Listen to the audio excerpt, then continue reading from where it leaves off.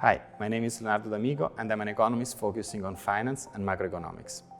My main current research agenda merges regional macro and finance to study how financial markets shape economic activity across regions.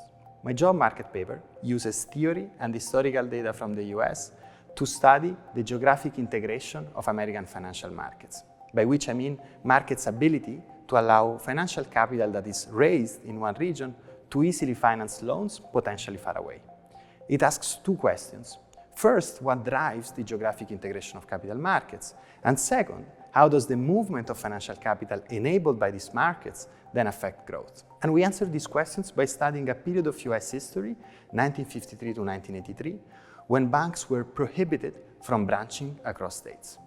So differently from today, when American banks can move deposits in every corner of the US through their branch networks, at the time a bank that wanted to draw funds from out of state could do so only through external securities markets. Yet we find that despite there being no changes in regulation, American banking markets became substantially more integrated during our period. The first question we ask is, well, why this happened in this period? What drove this financial integration?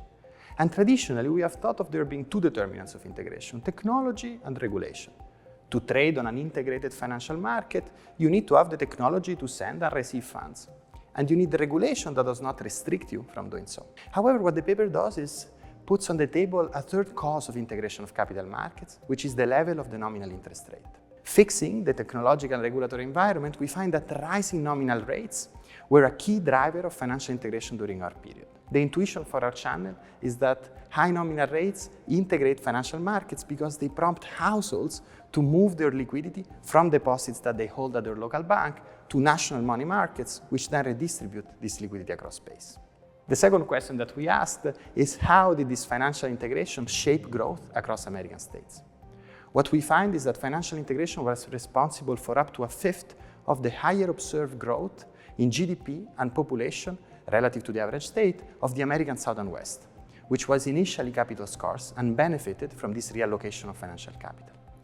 That is, the movement of financial capital enabled by the rise of national financial markets ended up affecting the movement of workers and real resources, because it allowed firms in the South and West, initially starved for funds, to expand and offer higher wages that attracted workers in.